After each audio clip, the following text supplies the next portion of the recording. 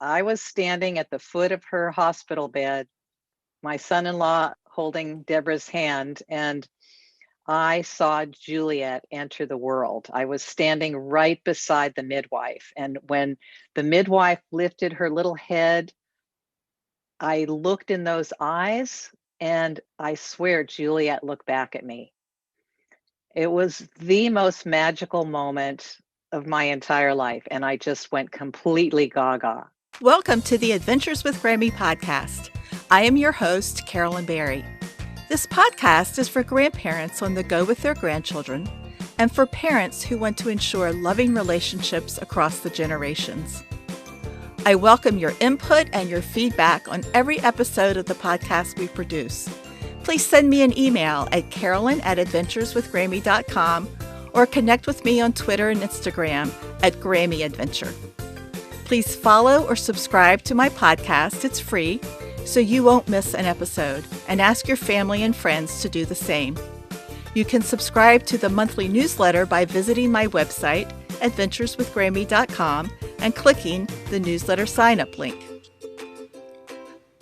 Today's guest is Donnie Davis. Ever since she became a grandmother, she's been on a mission to connect with other grandmothers and explore what it means to be a modern grandma.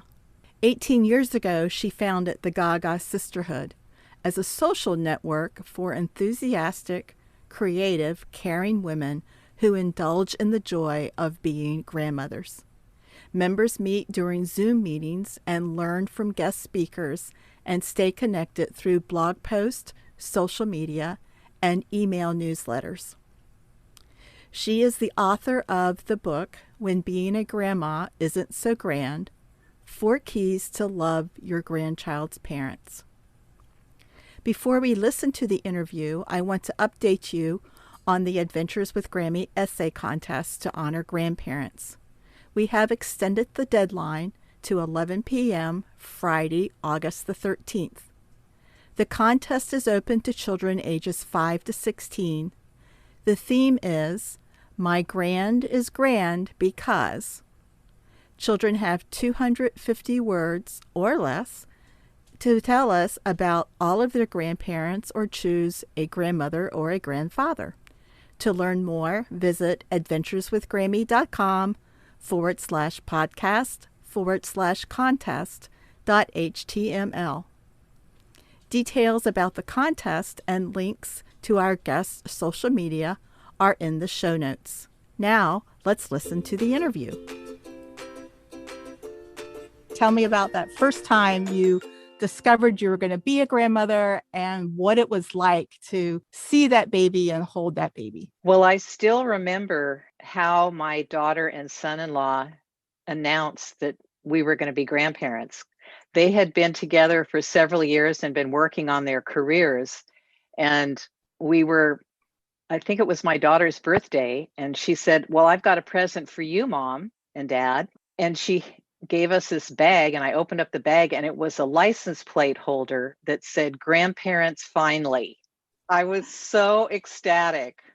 I was really, really excited, of course. Then what was even more amazing was that my daughter asked me to be at the birth of her child.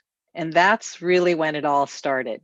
It was really exciting. And I remember just jumping in the air and then running out of the room down the hall to tell my husband, we're grandparents. I joke now, but I went completely gaga, and it took me days to come back down to earth. I started talking to other grandmas, and it was kind of comical because I thought I was the first grandma to feel that way. But of course, I discovered right away that every grandma I talked to was gaga. I have 3 granddaughters. The oldest is 18, and she and I just did what I saw on your website you call skip generation travel. She and I went down to explore the campus where she's going to be going to school in September, University of California at Santa Barbara. She's my oldest, and then she has a younger sister, Amelia, who's 14.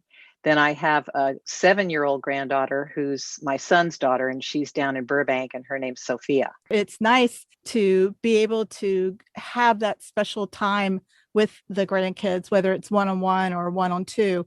But to be able to tour the campus with her, that's quite a treat and quite a honor for her to want you to do that. I felt that exact same way. I felt like it was a privilege for me to be able to show Juliet the campus for the first time because she'd never been there. And I thought it was a really nice gift. I told both my daughter and son-in-law that I appreciated that gift that they gave me to take her down there. It was just wonderful. That actually leads into a question that I know your book addresses, like when being a grandma isn't so grand. One of the themes that pops up often are conflicts with your grandchildren's parents. So tell us about the kinds of conflicts that you've seen that prompted you to write that book. It starts with my own personal challenge. So, as I mentioned, my first reaction of being GaGa and finding out that every grandma was GaGa was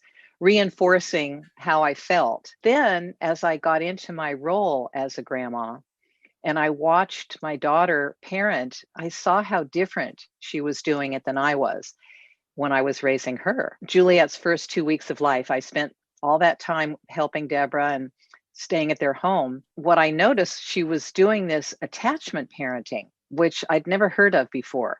So she wrapped Juliet around her in this big Moby wrap, and she carried Juliet around all the time. And she would then complain how tired she was. To me, it seemed like, well, if you would put the baby down and give yourself a rest, you might not feel so tired. But I didn't say that because I know that adult children, do not like to get advice from their parents unless it's solicited. So I kept my mouth shut. But it prompted me to want to talk to other grandmas. And that's really how I started the GaGa Sisterhood, because I said, I've got to talk to some other grandmas and find out what their experience is like. And I just said, there's got to be some explanation for all these new ways of parenting. And sure enough, I got about 5 months later, I invited 15 grandmas to my house, and we sat in a circle in my living room and we talked about what it's like to be a modern grandma.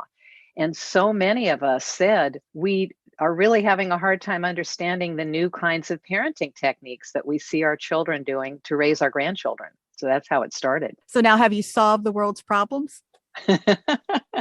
No, but I have explained to grandmas, you've got to build that mutual respect and trust between you and your adult children so that you get the privilege, the gift, the honor of taking your 18-year-old grandchild to college, having that wonderful time together.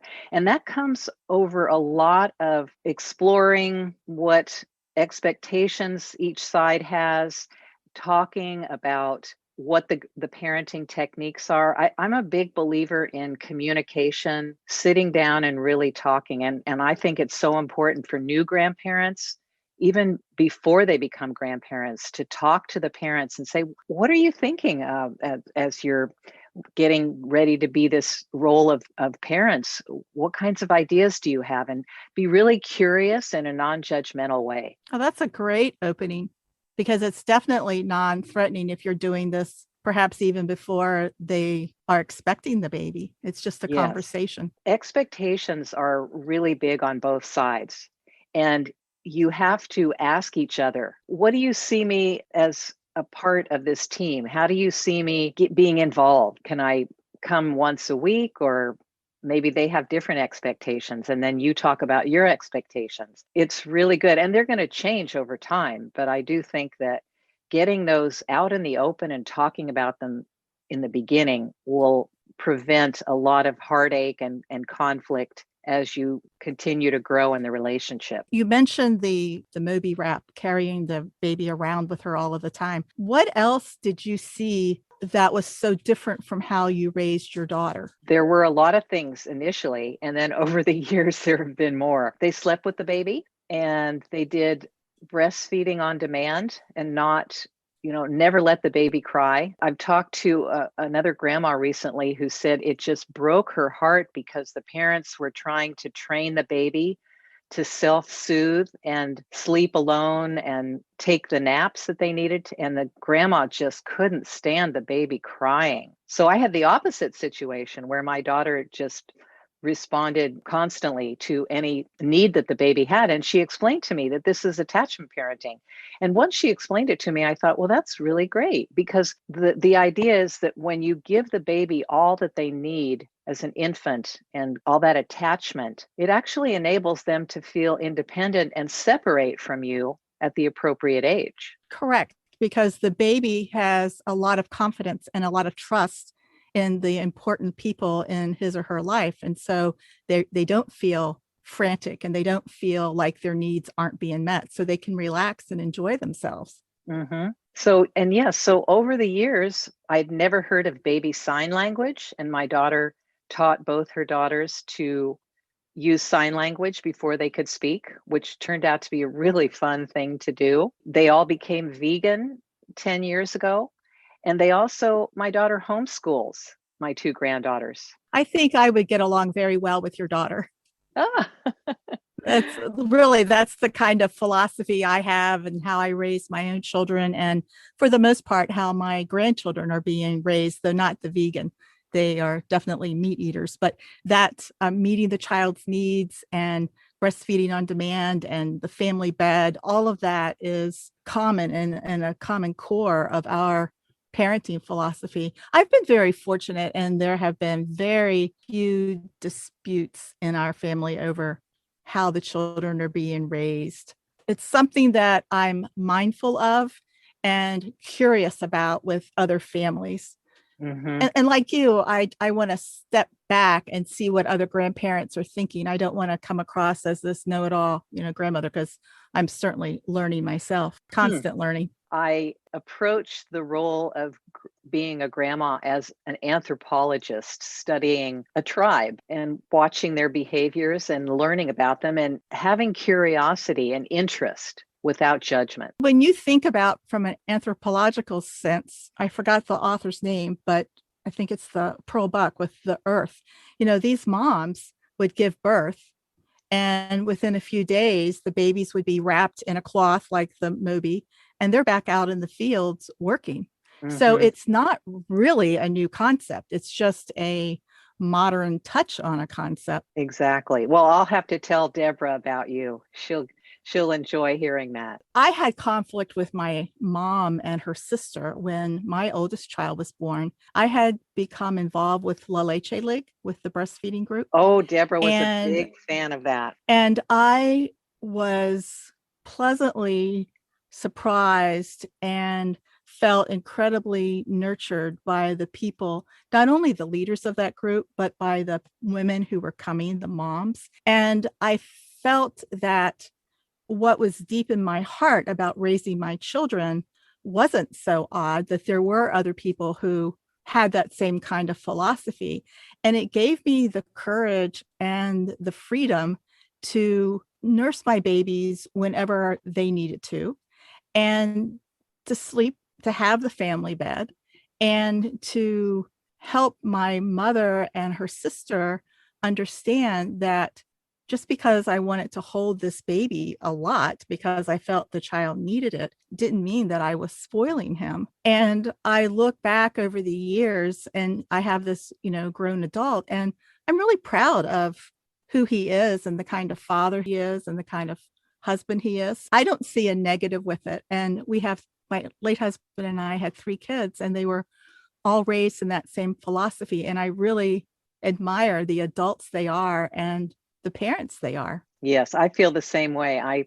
On Father's Day, I told my son-in-law, you have just done a fabulous job as a dad with your 2 girls, because I had just gotten back from the trip with Juliet, and it was such a wonderful experience. And I said, it's the proof is in the pudding. These 2 children are really thriving and wonderful to be around. I'm sure that was a real proud moment for you, that you could go down there, have fun, help launch her onto her own path in adulthood, and then come back and still feel that you both gained from that. That's really a great experience.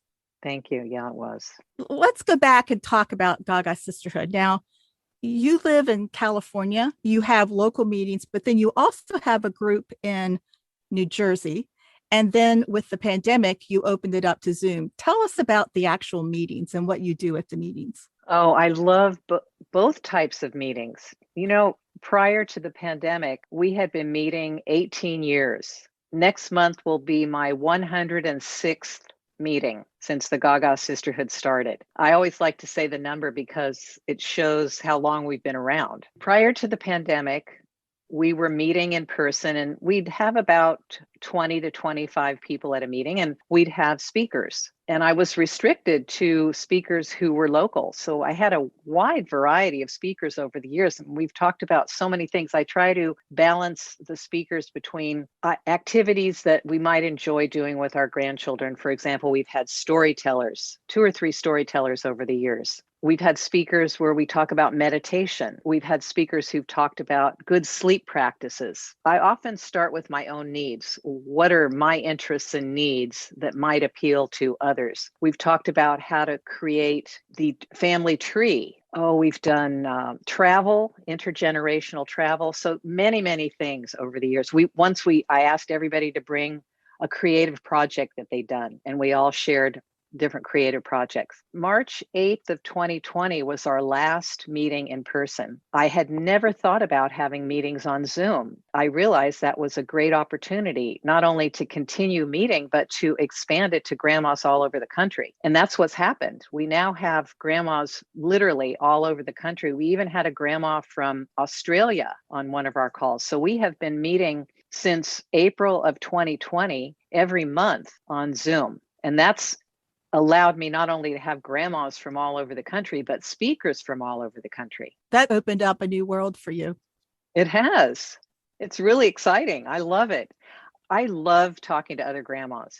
I was so excited when you invited me to be on your podcast, because there's nothing more fun for me than talking about what it's like to be a grandma today. One of the things that I love about this podcast is that I have met so many incredibly wonderful people, and our backgrounds may be completely dissimilar, but there's this common thread about our love and absolute joy of sharing activities and story times and hugs with our grandchildren. And that love transcends all. It does. And it is exciting talking to other grandparents. And I learn from other grandparents. And it also helps me shape my philosophy and my attitudes about different things by hearing other people's experiences. I haven't Absolutely. attended your meetings, but I would think that that would be a great, not only social gathering, but a great educational event as well. Absolutely. I collect all the testimonials that people send me. And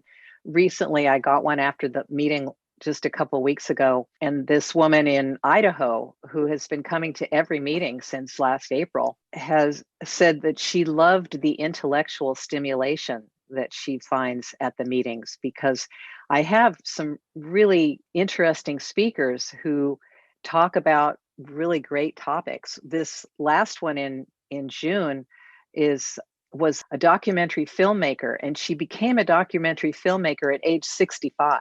We can reinvent ourselves. Yes. But the other thing about the GaGa Sisterhood that I say on my website, and I think this opens up another side of grandparenting, is basically when being a grandma isn't so grand.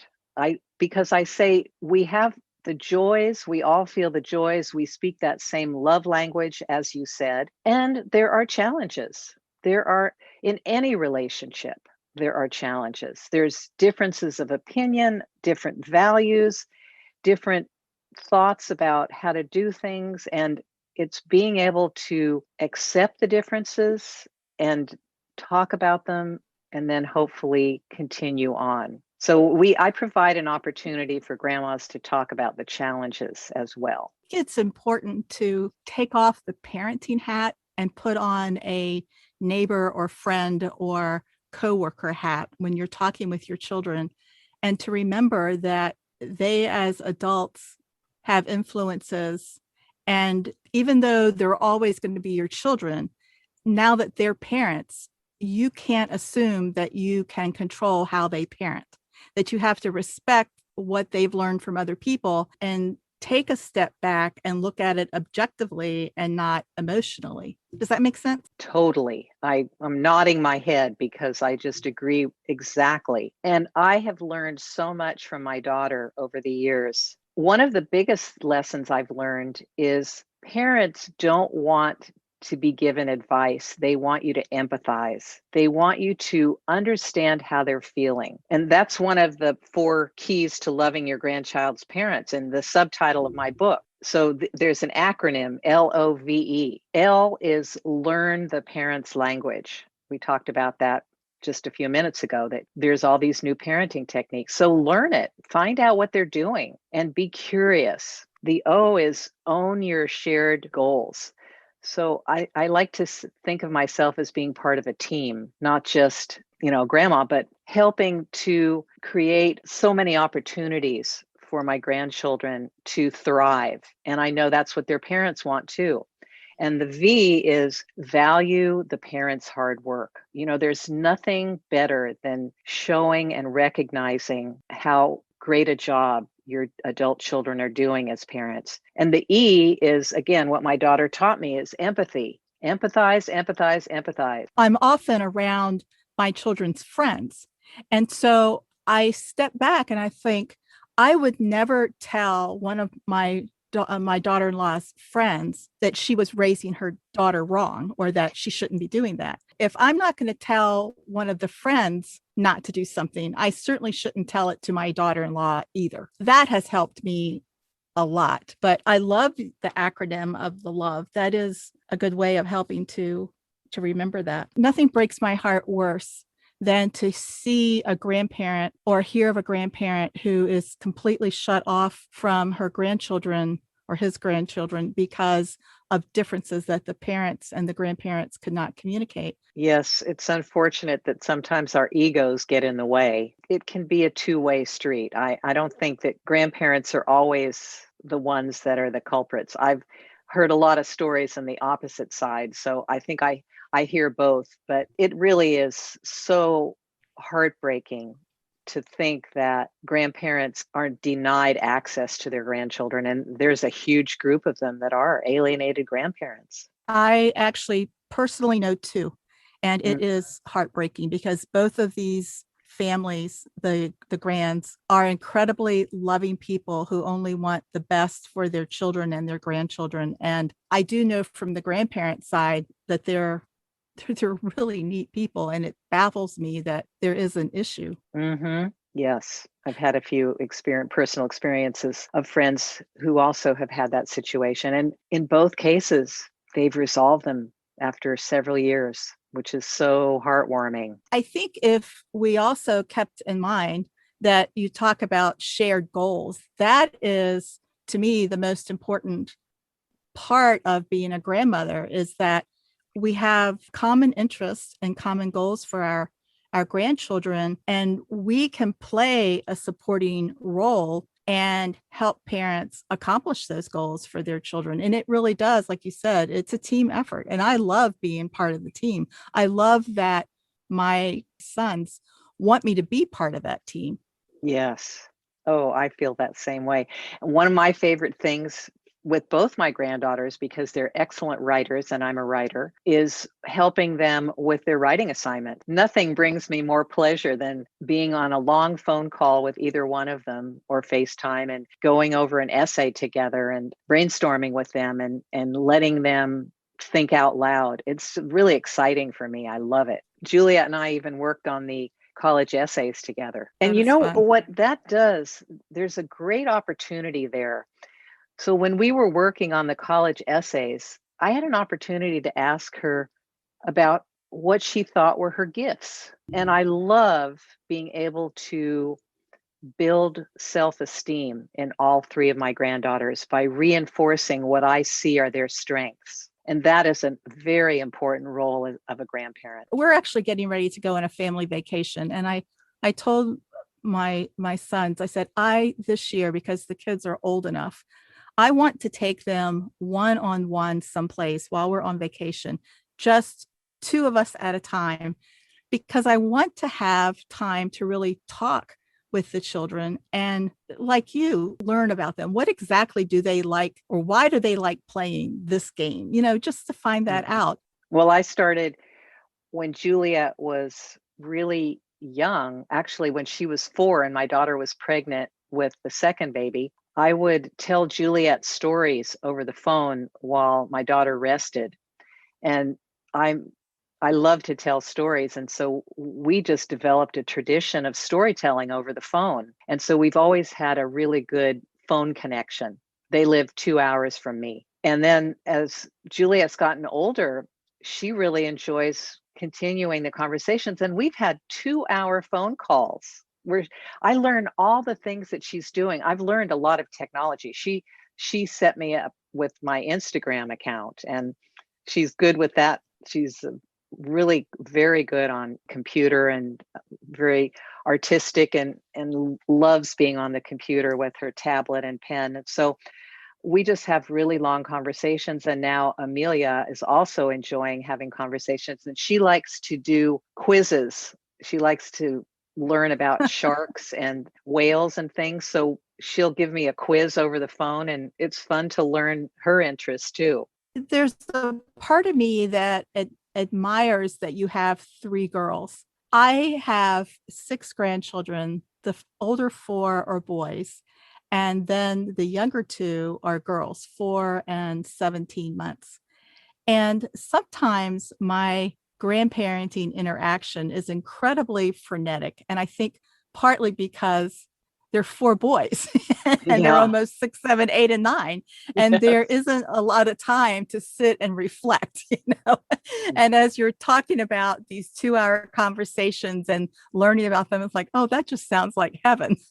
Yeah. Well, my late husband had grandson envy because we had no boys, and he always hoped that we Yeah. would had some grandsons in the mix. But he was a really good grandpa. He died 2 years ago. Well, I also have a really good relationship with my little 7-year-old. She's quite amazing.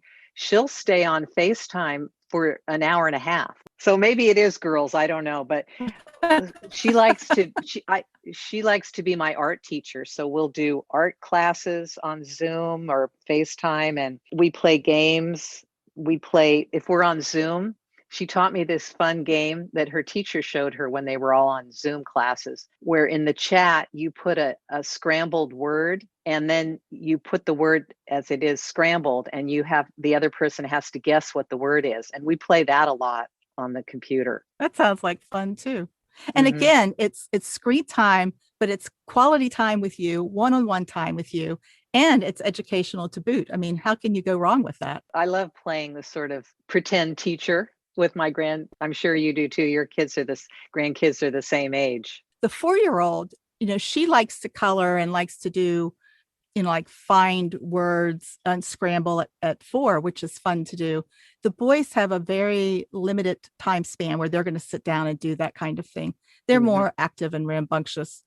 Sure. So we do a lot of jumping on the trampoline. Mostly I watch. Go back to some of the issues with relationships. And one of the things that you talk about in the book is when grandparents feel unappreciated or they feel left out. Tell us about those. Well, because we all love our grandchildren so much, it's really hard when we're not included. And I know I've heard some grandparents say that as their grandchildren get older, which I'm experiencing, they have their big lives. They have their friends, they have their activities, and so a lot of times the grandparents are not included as much as they used to be when the grandchildren were younger. Then there's another kind of example that I've seen happen where grandparents almost are like doormats. They give too much, they offer too much, and then they feel unappreciated when the children take them for granted. So I've heard that side too, where you almost you're unappreciated because you're doing too much, and they forget to thank you, and that's pretty painful when that happens. I actually have met 2 grandmothers who sold their mortgage-free houses, moved to a different area of the country to be near the, like 1 or the 2 children. Mhm. For instance, watch the children or just to be closer. And then for whatever reason, that relationship turned sour, and the grandparents are now in a strange town with no friends and an alienated family. I can't imagine that pain. I just can't imagine that somebody has uprooted their entire lives and moved to a place where they know no one other than their child and their grandchild, only to have that relationship not be what everyone expected it to be. So Oh, that, that's yeah. the ultimate feeling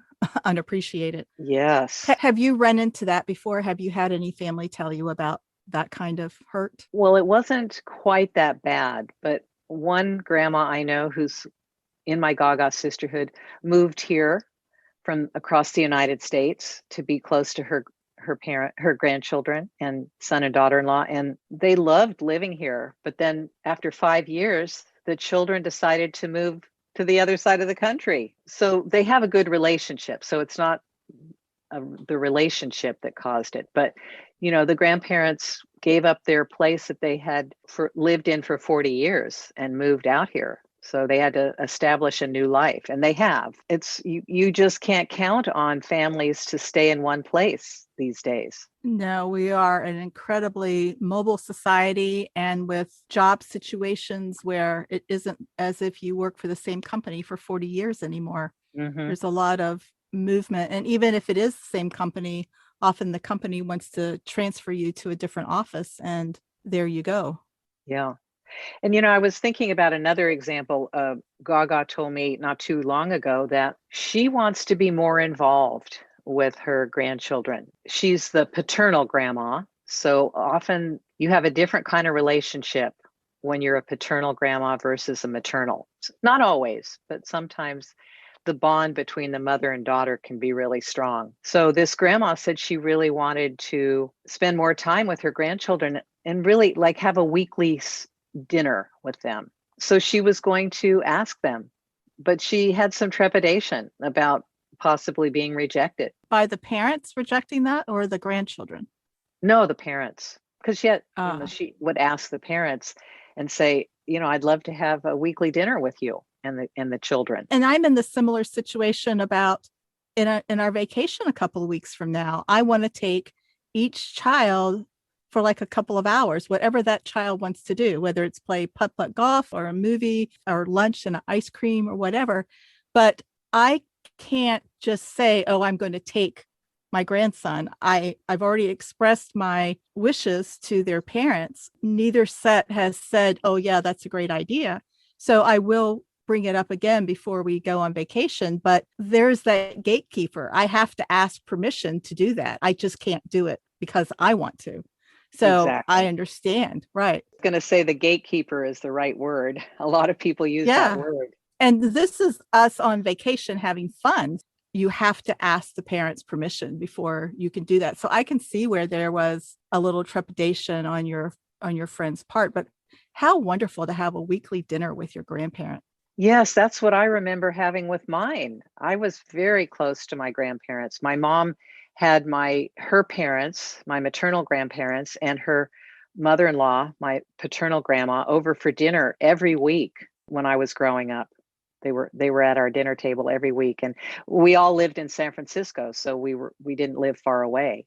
And so I was had that expectation, and I'm sure my parents had that expectation when they became grandparents. And sadly, when I was 7 months pregnant, my husband got a job in Southern California, and so I didn't realize at the time how heartbreaking that must have been for my parents. Right when they were about to become first-time grandparents, we moved to Southern California, 7-hour drive away. So it changed the dynamic totally from what they had expected, I'm sure. Yeah, things are different. You got to kind of go with the flow and the changes. And I just say you try to read what the situation is and adapt as best you can. I personally think communication is the key. And I think it is important for grandparents to have confidence in themselves and to not feel like that doormat and to just accept that there are things going on in that family's life that you may not be privy to. The answer comes back, no, we can't do that. You have to accept it. But I think a job proposal or any kind of business proposal, if you can point out the advantages to the parents and to about for themselves personally, as well as the benefit of taking your granddaughter out or your grandson out one-on-one every week and establishing that relationship. If you can show the benefit, then perhaps the parent could be more lenient. It might be a sports schedule or a homework schedule. There's so many things that could come up, but what's the priority in your lives? Well, you said something else that triggered a thought in me. I think it's so important for grandmas to have a life beyond their grandchildren. We have to have Absolutely. personal interests and personal activities and goals that make our lives fun and worth living, because our grandchildren are going to grow up. There's a wonderful time when if we're around the grandchildren and we can be with them as much as possible, that's a great time. But then they get older, and I experienced that myself. I've always believed that it's important to have some things that you enjoy in your own life. And that's to me, is the exciting part of your GaGa Sisterhood, is that you're still in the grandparent realm, but you have friendships and a life that doesn't revolve around the grandchildren. So you can be the best of both worlds. You're writing, you are your own person. You're not Juliet's grandmother. You're your own person, and you also happen to be Juliet's grandmother. Well, thank you for saying that. I love my life. I mean, of course I miss my husband so much. We were married for 50 years, but I love the life that I've created. And what makes it so exciting and fun for me to get up every day is knowing that I get to talk to other grandmas and meet new people and do something that I feel is of value and people are interested in joining. So I love the speaker series that I put on for 18 years, and I hope to continue doing it. Well, how would somebody join your sisterhood? What do they do? How much does it cost? How often do you meet? My website is gagasisterhood.com.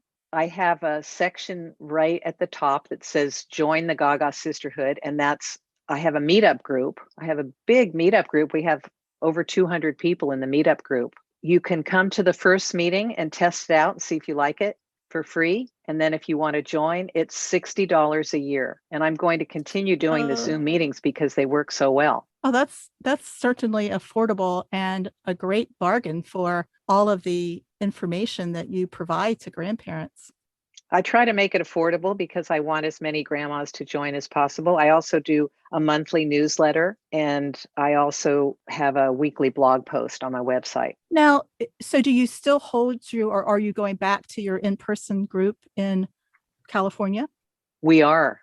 I'm very excited. We're going to have our first in-person meeting on July 18th. We're going to meet in one of our members' beautiful gardens in the Silicon Valley, and we'll just get together. We're going to have a sort of a late afternoon, 4 to 6, wine and hors d'oeuvres and munchies, and just talk. And then what I usually do when we have a social gathering, we have 2 or 3 social gatherings a year when we meet in person.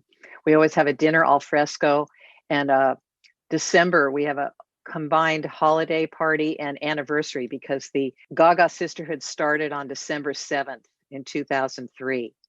So we have a combined party, and the person who's hosting the July 18th is the one who has the holiday party. And at the end of the social gatherings, we always sit in a circle and have a question that we all answer going around in a circle. And so when we get together in July, I'm going to ask people to share something they learned about themselves during the pandemic. That would be an interesting conversation. Yeah, I like to do that. I love creating community. I always have. And I love watching people interact and meet people and connect. It's a great joy I have to connect people. The mission of the GaGa Sisterhood is to inspire grandmas to keep learning and growing. You are giving grandparents permission and courage to step outside and do something for themselves. And when you look historically in that anthropological view of our generation, women weren't necessarily, quote, supposed to have outside interests. Everything was cooking and cleaning and baking and doing inside the house, raising kids. And we've evolved as a society and our expectations have evolved. And if, particularly women, if we haven't kept up with nurturing our own selves, then I can see where that left out, sad, unappreciated feeling can just envelop you and change your whole attitude about life. So it's nice Definitely. to see that are you have that mission and that you're helping women to learn how to do that for themselves. Definitely. Yeah. That's what keeps me going is I love learning new technology. I love learning people's stories, listening to people's stories. It's very stimulating for me. I think it's what keeps us young too. My mom is 98. You talked about how when you moved away and the disappointment with your family, your parents, did they ever express anything to you like that? Did they ever tell you how disappointed they were? Oh, yes. They were they were heartbroken, but I don't think I could really appreciate it until I became a grandma. I was looking at it more from I was a brand new parent and I was certainly going to move with my husband and even though I was very close to my parents. So yes, they were really sad. They weren't used to that. As I said, our whole family was all in San Francisco and so they're saying, "Well, you're moving? Really?" So we just got used to seeing them maybe 6 times a year or 7 times a year. We'd either fly up or they'd fly down or we'd drive. And over the years, that's just how we adapted. And so they were really happy when we moved back to the Bay Area, but it took a long time. So now my mom is a great grandma. But that probably has given you a lot more empathy for your own grandmother experience and helped shape your values as well. Oh, definitely. Well, we never can appreciate what a role is like until we live it ourselves. Well, I'm really glad to hear that your mom is doing so well. And what kind of parenting, grandparenting advice did she give you? I don't think she gave me advice. She was not an advice giving kind of mom, and she still isn't. But I'll tell you, I had a wonderful role model. I had two wonderful grandmas who I had in my life till I was 40. Yeah. Not many And so women can say that. I know. And so I had long conversations, especially with my maternal grandma. I was very close to her, and she lived to be 93. And she and I took a train trip from San Francisco to New York and back when I graduated from high school. And we had such a good time. We stopped all across the United States and, Washington, D.C., and Jamestown, and Williamsburg, and Philadelphia, New York. Just had a wonderful time together. And she was just a fabulous role model and a fun grandma to be with. I spent so much time with her on the weekends, going to the movies. We go to the Saturday matinees. So I don't think I got advice as much as I just had a role model for a grandma of how I wanted to be. All that bonding time that you had with her, to me, that is such a precious relationship and one that I really hope to continue to cultivate with my own grandkids. And so there you were with your skip generation travel before it was even a popular term. Yeah, right. And my grandma took my brothers and me to Hawaii too for 2 weeks. Just her and my brothers and me. Oh, She that's was a nice great too. traveler. She and my grandpa traveled around the world a lot. But I wanted to respond to what you said about your hope for your relationship with your grandchildren. Intentionality is such an important part of any role in life. If you have in your mind what you hope the relationship will be or what you want to be, it's a good chance that it will happen. I agree. It's something as simple as when I left, I wrote a little note and put under the pillows of each of the kids. It's like, I Oh, had fun with you this weekend, or I had fun with you this week. And I send them postcards or I write them letters. It's just something to let them know that since I'm 3 hours away, that they are important to me. And I don't expect anything back. I don't expect that they call me or they send me something else, a letter back. But every now and then I will get a letter in the mail or I will get a phone call or I'll get a FaceTime message. And to me, that is absolutely precious. I have on my refrigerator pictures they've drawn of me or pictures mhm.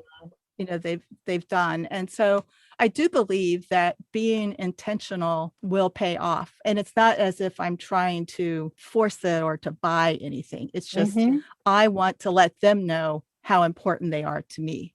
Yeah. And I think that will help a lot as they grow older. Yes. And, just as I said, my grandma was a role model for me, and you're a role model for your grandchildren. And when they become adults, they're going to remember you, and they'll talk about you the same way I'm talking about my grandma, because all those little personal things show that you love them, that you care about them, and that they're in your thoughts. I actually watched my younger son's 4 children this past week while he and his wife were on Oh, vacation. wow. Yeah, that was fun. I'm exhausted, but we had a lot of fun. Uh, But every year in July, our entire family goes on vacation. And the beach week is around grandson three's birthday. mhm. And so whatever one of the days in beach week has to be his birthday. So we always have his birthday party there. Well, last year with the pandemic, I just wasn't comfortable going. So I didn't go, but I had sent him a present and I did talk to him on his birthday. And this past week, he asked me, was I coming to his birthday party this year? And I said, oh, absolutely. I wouldn't miss it. He said, but you did last year. And it took my breath away. And Mm, I said, yes, I wasn't able to go last year because I was afraid of the pandemic and I didn't want to get sick and I didn't want to die. And he said, but I missed you. And so mm, this is almost a year later that this little boy, who will be 7, is telling me that he missed me last year because I didn't go to Beach Week and celebrate his birthday. mhm. I get goosebumps telling you that right now. I mean, when he said that to me last week, I just sat there with my jaw open. First of all, I had no idea that he would have missed me simply because it's a very active time. They're at the beach, they're digging in sand and they're running and playing. His other grandparents were there, his mom and dad and sisters were there. Oh, I just never expected that my not being there would have had an impact on him. And mm, I find oh, out almost a year later how incredible of an impact my not being there was. I will not miss Beach Week again. I yeah. will make sure I am there. And that's the kind of thing that I hope, like with you taking, or the other woman taking her daughters or grandchildren out to dinner, and you're being able to go with Julia to Santa Barbara. I want one-on-one time with them to help those conversations come out so that I know what's in their heart. Life is incredibly hectic when I'm down there. There really isn't a whole lot of time for me to have one-on-one time because I am so far away and everybody wants to see me. Everybody's running to me, yelling my name with their arms outstretched when I drive in, and they all want me to pick them up and hug them right then. So it's hard for me to get one-on-one time with them, but it's that. It was conversation as he was falling asleep, as this is really important that I do this, and I need to start it as soon as the parents will allow me to. So that was what has prompted me to say to my sons, I really would like to have one-on-one time with the children. Yeah. Quite a few grandmas I know take their kids, their grandkids on Road Scholar trips. And for that very reason, we actually have in Virginia a couple of the Rhodes Scholar events, and they certainly look exciting. And it's something that I would like to do as well. If you were to have just one takeaway, that whether it's a new grandparent or a grandparent like with me, whose grandson is 9 years old, or what the oldest is 9 years old, what would you say to them? What is important for them to understand and to know and to appreciate? You don't have to be best friends with your children to have a good relationship. What you have to have is empathy and a true curiosity about what they're doing, why they've made the choices they've made, and an interest in being part of that. And again, like you said too, it is a two-way street. The adult children need to be open to that kind of relationship as well. Yeah. Yeah. Hopefully you get lucky. And if you don't, then, you try to make the best of it and be patient. Oh, patience is a really big quality that grandparents need to have. As the parents are getting into their role, they're going to do a lot of things that are going to look different and strange, maybe. So you just have to be patient and let time kind of hopefully be on your side so that you do get what you want, but maybe not right away. I think it's about time for us to say goodbye, but I do want to again give you an opportunity to tell grandparents where to find you and to offer any advice or wisdom or anything you want to share. Well, I've got my GaGaSisterhood.com website. I'm on Instagram and Facebook. We've been around for 18 years and we are always welcoming new grandmas who feel gaga about being a grandma. And it's where we share both our joys and challenges. I hope you have enjoyed today's episode of the Adventures with Grammy podcast. You will find the links to our guests and the topics we discussed in this episode's show notes. If you would like to be a guest, or if you know someone who would be an awesome guest, please connect with me at Carolyn@adventureswithgrammy.com.